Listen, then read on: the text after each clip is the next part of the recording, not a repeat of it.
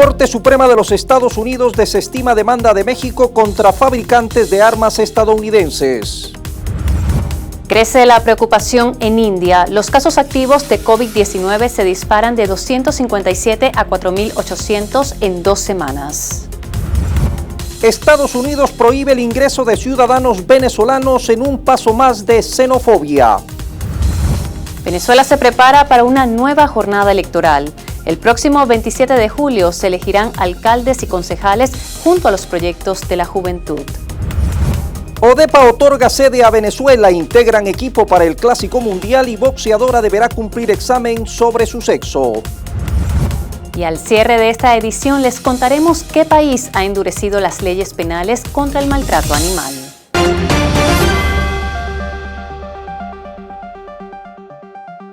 Mientras Donald Trump continúa conflictuando al mundo en todos los campos, acá en Venezuela indigna la prohibición a sus ciudadanos para ingresar a los Estados Unidos. Aquí las noticias, bienvenidos. Melanie. Bastante información para compartir con ustedes en esta jornada. Iniciamos de inmediato. Como se preveía, la Corte Suprema de los Estados Unidos, de mayoría republicana, desestimó una demanda del gobierno mexicano que alegaba que los fabricantes de armas estadounidenses debían ser considerados corresponsables de la violencia de los carteles en su frontera. La decisión blinda a las empresas de una demanda que había reclamado miles de millones en daños y perjuicios. La demanda de México, según el fallo, no alega de forma plausible que los fabricantes demandados ayudaron e instigaron la venta ilegal de armas de fuego por parte de comerciantes de armas a traficantes mexicanos. La demanda llega en un momento especialmente tenso en su relación con Estados Unidos, ya que el presidente Donald Trump ha presionado al país para que reduzca aún más el flujo de migrantes y drogas hacia el norte. El litigio presentado en 2021 fue una especie de contrapunto que ponía el foco en un producto estadounidense que está contribuyendo al caos en la frontera. La ciudad turca de Estambul volvió a ser el epicentro del diálogo entre Rusia y Ucrania. En su segundo encuentro directo, ambas partes acordaron el intercambio total de prisioneros de guerra y la repatriación de soldados caídos. Las delegaciones se reunieron este 2 de junio y acordaron intercambiar prisioneros de guerra gravemente enfermos o heridos bajo el principio de todos por todos, además de liberar combatientes menores de 25 años. En un gesto unilateral, Rusia anunció la entrega de 6.000 cuerpos de soldados ucranianos fallecidos y propuso un alto el fuego de hasta 3 días en ciertas zonas del frente para facilitar la recuperación de los cuerpos de los militares caídos por ambos bandos. Sobre las denuncias de Kiev respecto al presunto secuestro de niños, Moscú rechazó las acusaciones y afirmó que solo evacuó menores que estaban en una situación crítica en medio del conflicto y se comprometió a revisar cada caso presentado por Ucrania para reunificarlos con sus familias una vez se identifiquen a sus tutores legales. Pese a estos acuerdos humanitarios, las conversaciones no lograron establecer un alto el fuego ni propiciar una reunión entre los presidentes de ambos países. El presidente ruso Vladimir Putin, en conversación telefónica con su homólogo estadounidense Donald Trump, declaró que Moscú responderá a los ataques de Kiev contra sus aeródromos, confirmó el portavoz de la presidencia rusa, Dmitry Peskov. La respuesta de Rusia será la que consideren adecuada las Fuerzas Armadas de su país, subrayó. El hecho de que el régimen de Kiev haya adquirido todas las características de un régimen terrorista será tenido en cuenta por Rusia en el futuro, indicó el portavoz. En cuanto a la llamada telefónica entre Putin y Trump, Peskov destacó que fue constructiva y necesaria. Los presidentes discutieron, dijo, muchos temas importantes. El tema de las sanciones no fue abordado durante la conversación. El presidente de Bolivia, Luis Arce, aseguró que a pesar de las movilizaciones y bloqueos en las principales carreteras del país por parte de los seguidores del exmandatario Evo Morales, quienes exigen su inscripción como candidato presidencial pese a la prohibición legal, los comicios se llevarán a cabo según lo previsto. El 3 de junio, el mandatario boliviano publicó en la red social X que el objetivo de Evo Morales no es otro que su candidatura inconstitucional y para ello está dispuesto a cercar ciudades e impedir el paso de alimentos, como lo hizo antes. Y de ratificarse su inhabilitación, busca que no se realicen las elecciones generales del 17 de agosto. Como dicen sus voceros, sin Evo no habrá elecciones. Ante la insistencia de Morales en ser candidato presidencial, Arce afirma que Evo está dispuesto a llevar al país al enfrentamiento entre hermanas y hermanos, a la violencia generalizada, al derramamiento de sangre y a la ruptura del orden constitucional por sus ambiciones enfermizas de poder. El presidente boliviano ratificó que están absolutamente convencidos que debe haber elecciones el 17 de agosto y que se debe respetar la constitución política del Estado. En Colombia, el presidente Gustavo Petro confirmó que decretará la realización de la consulta popular para sacar adelante su reforma laboral, pese a que el Senado emitió el mes pasado un concepto negativo sobre la convocatoria a dicha iniciativa. La Corte Constitucional tendrá en sus manos, destacó, el decreto de convocatoria de consulta popular que hará en la presente semana, ya que el pueblo, dijo, debe expresarse como dueño del poder político en Colombia. El mandatario ratificó así su decisión de convocar la consulta popular por decreto si el Senado no se pronunciaba antes del pasado 1 de junio sobre el tema, aunque la Cámara Alta ya rechazó la convocatoria el pasado 14 de mayo en una votación que Petro considera fraudulenta.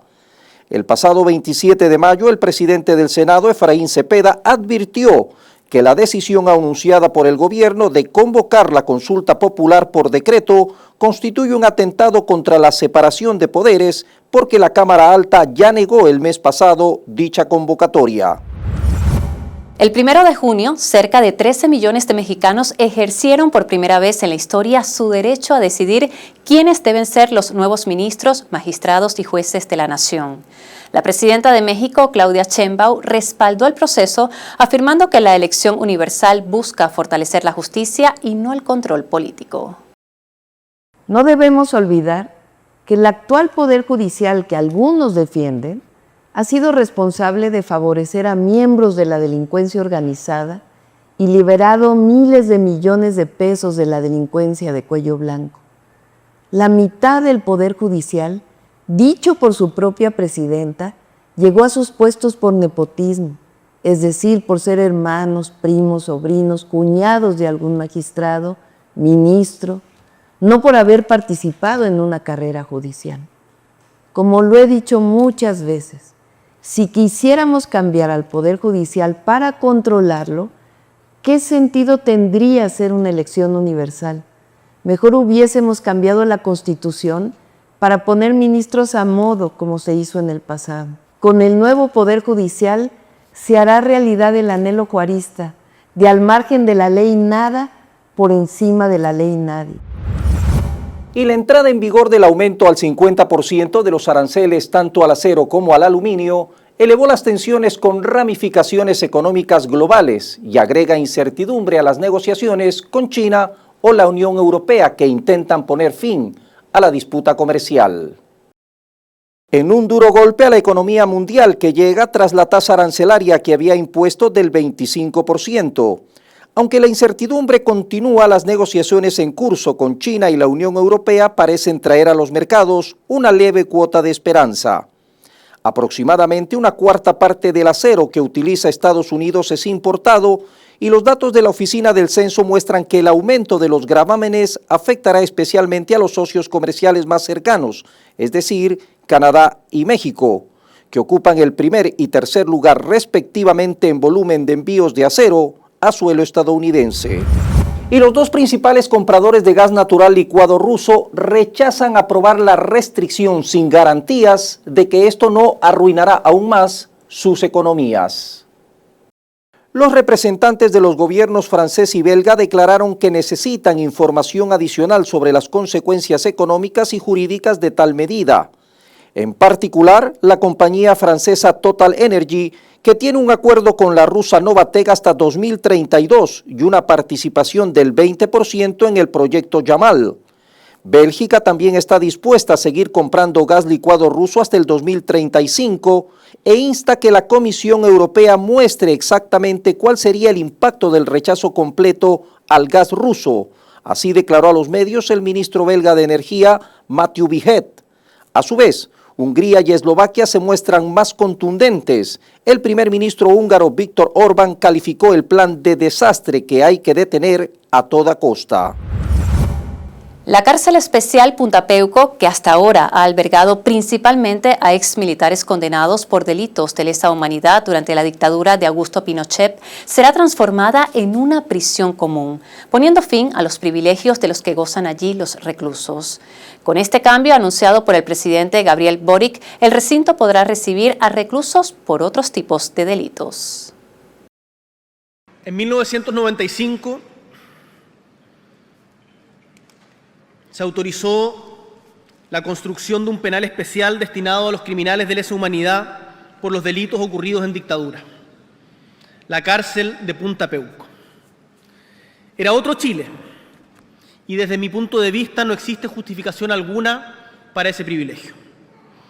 Por tal motivo, he instruido al Ministerio de Justicia y Derechos Humanos modificar el decreto que creó dicho establecimiento, abandonando su condición especial y transformándolo en un penal común que permita segregar a las personas según los requerimientos de gendarmería. Llegar a una edad avanzada con una mente y un cuerpo ágil podría estar en su taza de café, según un nuevo estudio que descubrió que el consumo moderado durante la mediana edad se asocia con una mayor probabilidad de envejecimiento saludable 30 años después. Según el estudio, las mujeres que bebían de 1 a 3 tazas de café con cafeína al día entre los 50 y los 60 años tenían muchas más probabilidades de llegar a una edad avanzada sin enfermedades crónicas graves y con buena salud cognitiva, física y mental. Las mujeres fueron encuestadas en la mediana edad y se les dio seguimiento durante 30 años para comprender sus tasas de muerte y enfermedad. Los efectos se encontraron especialmente en el café con cafeína, según la investigación. No se encontró el mismo vínculo para el té o el café descafeinado, y consumir más refrescos con cola u otras bebidas gaseosas con cafeína se asoció con una menor probabilidad de envejecer saludablemente. Un preocupante aumento de contagios por coronavirus se están registrando en India. En 10 días, los casos pasaron de 1.000 a 4.800, según el balance reportado por el Ministerio de Salud del país asiático hasta el corte del 5 de junio. Las autoridades informaron que de los 4.866 casos activos en el país, 3.960 presentan condiciones estables. Desde enero de 2025 hasta el 30 de mayo se habían registrado 7 muertes por coronavirus en toda la nación. Sin embargo, en apenas 48 horas, la cifra se disparó con 21 nuevos fallecimientos, elevando el total a 28. Esta situación ha despertado los temores ante una posible nueva ola del virus. De continuar creciendo a este ritmo, las autoridades podrían volver a imponer medidas restrictivas en los próximos días. Según reseñaron medios locales, para el 22 de mayo se contabilizaban apenas 257 contagios, pero la cifra se elevó a 1.010 el 26 de mayo y para el 5 de junio alcanzó los 4.866. Las autoridades sanitarias han instado a la población a no entrar en pánico, asegurando que el sistema médico está preparado para afrontar un posible repunte de casos de COVID-19. Y China no piensa quedarse quieta viendo cómo Estados Unidos trata de construir un escudo que proteja al país de cualquier ataque balístico. Científicos del país asiático han anunciado la creación de un nuevo material con capacidad para ocultar misiles y aviones de los sistemas de detención por radar e infrarrojos, incluso a temperaturas extremadamente altas. El avance podría debilitar la eficacia del sistema de defensa como la cúpula dorada que el presidente Donald Trump quiere desarrollar. De acuerdo con los investigadores que son de la Universidad de Zhejiang en Hangzhou, el nuevo material logra camuflar tanto el calor que emiten los objetos detectados por sensores térmicos como las señales de radar. Lo más sorprendente es que mantiene estas propiedades a más de 700 grados, lo que lo hace ideal para vehículos y armamento que opera a alta velocidad. El estudio detalla que el material combina 2 tecnologías, un emisor selectivo que oculta la radiación térmica y una superficie que absorbe microondas. Juntos permiten ocultar objetos como misiles o aeronaves de sensores térmicos y radares que operan en la banda X, una frecuencia comúnmente utilizada en aplicaciones militares para la detección.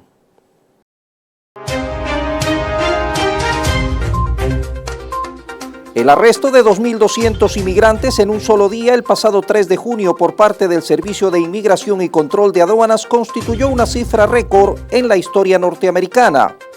Vale destacar que muchos de los detenidos participaban en el programa alternativo a la detención que permite a indocumentados que no son considerados una amenaza permanecer libres bajo vigilancia electrónica. Las devastadoras inundaciones registradas en Nigeria desde el 28 de mayo han dejado más de 200 muertos y comunidades arrasadas en la localidad de Mokwa, ubicada en el centro del país. Cientos de personas siguen desaparecidas y se teme que el número de víctimas aumente.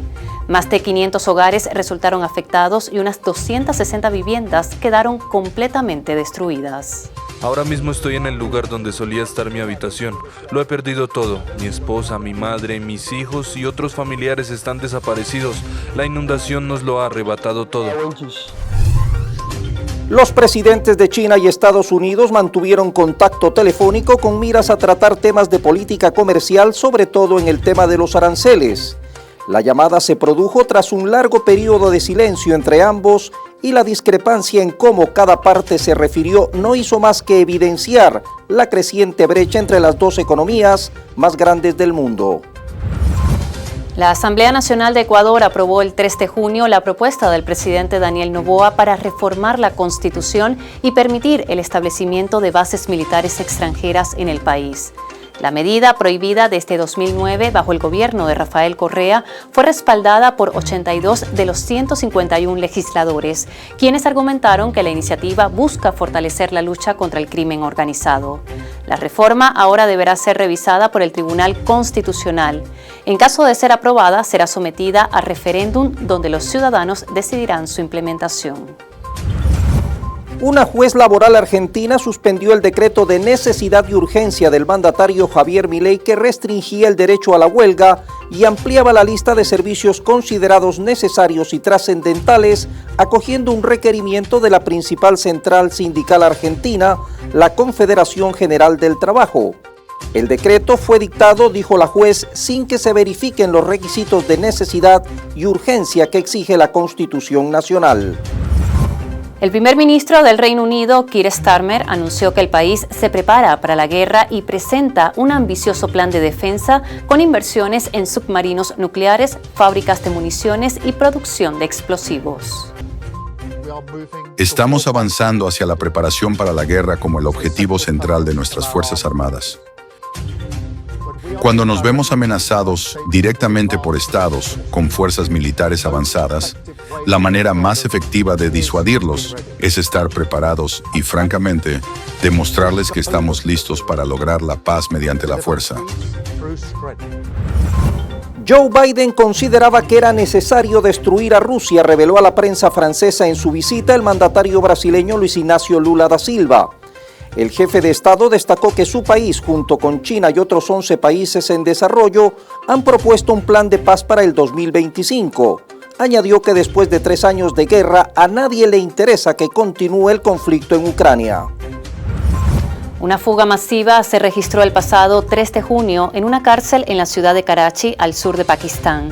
216 presos que habían sido sacados temporalmente de sus celdas tras los temblores leves provocados por un terremoto, aprovecharon el momento para atacar sorpresivamente a los guardias, arrebatándoles las armas, abriendo fuego y derribando un muro debilitado por el sismo para huir. De los 216 presos que escaparon, 94 han sido recapturados. La policía continúa realizando redadas para detener a los demás fugitivos. Estados Unidos vetó nuevamente una resolución del Consejo de Seguridad de la ONU que pedía un alto el fuego inmediato y permanente en Gaza. Este veto se produjo con el voto a favor de otros 14 países sin abstenciones. El veto estadounidense, por lo tanto, bloqueó la aprobación de la resolución, lo que subraya el apoyo de ese país para que Israel continúe sus ataques contra los palestinos. La isla francesa de Mayotte entró en fase epidémica de chikungunya el 27 de mayo, reflejando una transmisión intensa y generalizada del virus que es transmitido por la picadura de mosquitos infectados. El 2 de junio, las autoridades sanitarias informaron que desde inicios de 2025 se han confirmado 560 casos, con 204 solo en la semana del 19 al 25 de mayo, lo que representa un preocupante aumento del 42% en apenas 7 días. La expresidenta argentina Cristina Fernández de Kirchner anunció su postulación para las elecciones en el distrito más importante del país.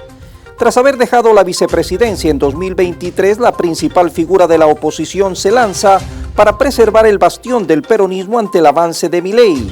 El gobierno buscará polarizar la elección, dijeron analistas, y si bien se trata de comicios locales, marcarán el terreno de cara a las elecciones nacionales, previstas pocas semanas después. En una nueva medida que demuestra su aversión a la migración, el presidente Donald Trump prohibió el ingreso de venezolanos a los Estados Unidos.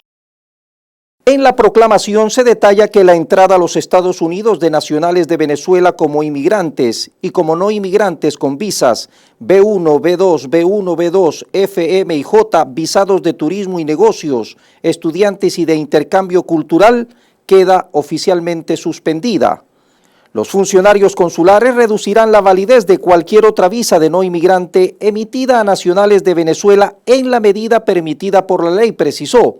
La medida incluye además la entrada a los nacionales de otros 12 países, entre ellos Afganistán, Birmania, Chad, República del Congo, Guinea Ecuatorial, Eritrea, Haití, Irán, Libia, Somalia, Sudán y Yemen, Burundi, Cuba, Laos, Sierra Leona, Togo y Turkmenistán.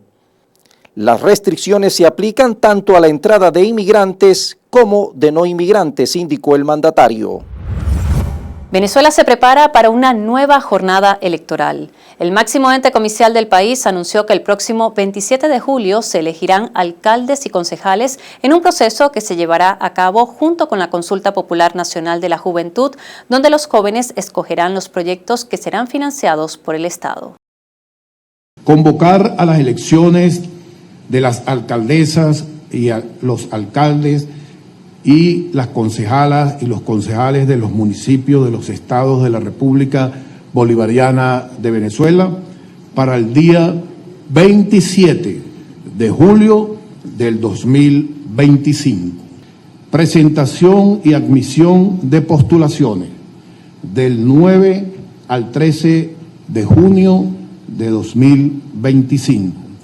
Campaña electoral del 11 al 24 de julio de 2025. El presidente del ente comicial también informó que brindarán el apoyo técnico necesario al Ministerio para las Comunas, Movimientos Sociales y Agricultura Urbana, así como al Ministerio para la Juventud, con el objetivo de garantizar la realización de la consulta popular para la escogencia de proyectos propuestos por los jóvenes que serán financiados por el Estado y que se realizará el mismo 27 de julio. La sala del consistorio del Palacio Apostólico del Vaticano confirmó que el próximo viernes 13 de junio el Papa León XIV presidirá la celebración de la tercera hora y el consistorio ordinario público para la canonización de los beatos, entre los que se encuentran los nombres de los próximos santos, José Gregorio Hernández y la Santa María del Monte Carmelo, conocida como la Madre Carmen Rendiles Martínez. La ceremonia contará con la votación de los cardenales residentes o presentes en Roma. La información fue dada a conocer por el cardenal venezolano Baltasar Porras mediante sus redes sociales, en donde señala que la sala del consistorio del Palacio Apostólico será el encuentro clave para la votación de varias causas de canonización. El consistorio será precedido por la celebración de la tercera hora, como es tradición, y se espera que asistan los cardenales presentes en Roma, quienes deberán vestir el hábito coral y confirmar su participación. Ante la ineficacia de algunos organismos internacionales en la resolución de conflictos, China impulsa la OIMED, la Organización Internacional de Mediación, como alternativa global. Venezuela respalda la iniciativa y se sumó como país fundador. En Hong Kong, el viernes, Venezuela firmó junto a otros 33 países, con la presencia de 90 países, la creación de una nueva organización de mediación, promovida por China y que comienza a recibir la adhesión de los países del mundo. Es una nueva organización para que los países podamos ir a mediar conflictos de carácter comercial, político, social o de cualquier carácter. Nace una nueva organización. Así que Venezuela es pionera en la creación de una nueva y poderosa nueva organización de mediación internacional. El 3 de junio entró a debate en el Parlamento venezolano un proyecto de ley que respaldará jurídicamente la participación de Venezuela en dicha organización internacional. La iniciativa fue aprobada en primera discusión. Y el gobernador de La Guaira, José Alejandro Terán, anunció que se espera la creación de 10.000 nuevos empleos directos con excelente remuneración en los próximos 2 años, gracias a los proyectos que se desarrollan en las denominadas zonas económicas especiales de la entidad. Destacó las excelentes condiciones naturales en La Guaira, su ubicación geográfica privilegiada debido a contar con el principal puerto del país, así como el aeropuerto, lo cual facilita su conectividad con el mundo. Esta zona económica especial, al ser la pionera, resaltó, ha generado ya interés de diversos inversionistas debido a sus 11 incentivos nacionales, entre ellos la exoneración de impuestos y una serie de atractivos adicionales. El gobernador informó además que con la creación de los gobiernos comunitarios en 3 años y medio, se ha transferido más de $4 millones a cerca de 300 obras ejecutadas por el Poder Popular. Una embarcación con 14 cadáveres fue encontrada a la deriva en las costas venezolanas. Se presume que la misma proviene de África, entre ellos algunos de Malí. Los cuerpos encontrados, según el parte médico, fallecieron víctimas de hambre y deshidratación. Se presume que era un grupo de migrantes cuya embarcación perdió el rumbo hacia Europa y las corrientes los trajeron a costas caribeñas. El presidente de Venezuela, Nicolás Maduro, anunció la captura de un nuevo grupo de terroristas y armamento de guerra en el oriente del país. El día de ayer capturamos a un grupo de terroristas por acá, por el oriente del país, con un lote de armas de guerra ingresando de Trinidad y Tobago, entre los cuales la mitad son colombianos, sicarios colombianos, traídos por el Mar Caribe para entrar. La Corporación de Salud del Estado Táchira anunció que se requerirá la tarjeta de vacunación contra la fiebre amarilla a quienes ingresen o salgan del país por la región fronteriza como parte de un plan para reforzar los controles epidemiológicos. La medida se aplicará en los puntos de control de los municipios fronterizos con el Departamento Norte de Santander, Colombia, ante el riesgo de propagación del virus. Venezuela fue sede de la primera Expo Agroalba 2025, un encuentro que reunió a ministros de producción agrícola, agricultura y pesca de los países del ALBA TCP. Estas naciones, con amplias capacidades para la producción de alimentos, buscan fortalecer su cooperación frente a las agresiones arancelarias y medidas coercitivas. El evento, que se realizó los días 5 y 6 de junio en la ciudad de Caracas, también reunió a los países aliados de Europa, África y América Latina. Alrededor de 8.000 funcionarios de la Policía Nacional Bolivariana involucrados en casos de corrupción han sido expulsados de la institución, informó su comandante Rubén Darío Santiago. El funcionario destacó que esto responde a un proceso de depuración, acotando que la acción administrativa se efectúa de manera inmediata en un lapso de 1 semana. El gobierno de Venezuela comenzó la distribución de 2.000 kits de laboratorios en los liceos del país con el objetivo de despertar el interés de los estudiantes por las ciencias. Cada kit incluye modelos anatómicos del sistema digestivo, torso humano y útero, además de materiales esenciales para la exploración práctica de la química, equipos de física y microscopios. Autoridades venezolanas confirmaron que se localizaron los restos de la avioneta Cessna que se encontraba perdida tras desaparecer de los radares mientras se dirigía del aeropuerto de Maiquetía a la isla de Margarita.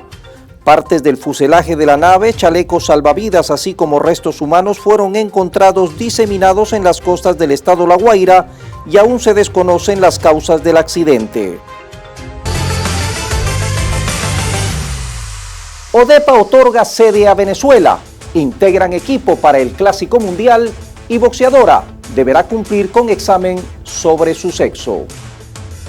La selección venezolana continúa su preparación para el Clásico Mundial de Béisbol 2026. La Federación Venezolana de Béisbol designó a José Chato Yepes como su nuevo gerente deportivo. Yepes, reconocido por su exitosa trayectoria como gerente general de los Cardenales de Lara, cuenta con 9 años de experiencia en la franquicia, donde ha llevado al equipo a 7 finales y ha conquistado 3 títulos. La Organización Deportiva Bolivariana eligió a Venezuela para ser sede de los segundos Juegos Bolivarianos de la Juventud 2026, tras recibir una sólida propuesta. Cabe destacar que la anterior sede de los Juegos Bolivarianos de la Juventud se realizó en Sucre, Bolivia, quien acogió el primer encuentro deportivo regional. Venezuela no era sede de una competencia multidisciplinaria desde el 2014, cuando se desarrollaron los Juegos Suramericanos de Playa. La Asociación de Boxeo Mundial indicó que el organismo envió una carta a la Federación Argelina de Boxeo indicando que Imane Khelif no podrá participar en la categoría femenina de ningún evento hasta que se someta a la prueba de sexo para constatar su condición femenina. La prueba genética se realiza mediante un hisopado nasal o bucal, saliva o sangre. Italia dio un paso histórico en la protección animal. El pasado 29 de mayo, el Senado aprobó el proyecto de ley 1308, una reforma esperada por años que por primera vez reconoce a los animales como sujetos de derecho en el Código Penal. Las sanciones serán mucho más severas. El sacrificio de un animal ahora se castiga con prisión de 6 meses a 3 años, además de una multa que puede llegar hasta los 30.000 euros. Si hay tortura o sufrimiento prolongado, la pena aumenta hasta 4 años de prisión y una multa de 60.000 euros. El maltrato también tendrá consecuencias más duras, con penas de prisión entre 6 meses y 2 años, sin posibilidad de ser reemplazadas solo por una multa. Además, las peleas de animales quedan totalmente prohibidas. Quienes las organicen podrán enfrentar entre 2 y 4 años de cárcel, mientras que los participantes recibirán multas de hasta 30.000 euros. La reforma también introduce agravantes si los abusos ocurren frente a menores, afectan a varios animales o son difundidos en redes sociales.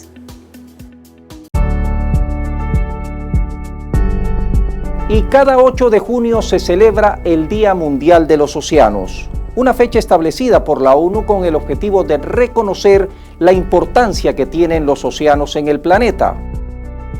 Estos son el principal pulmón del mundo, ya que son los responsables de generar gran parte del oxígeno.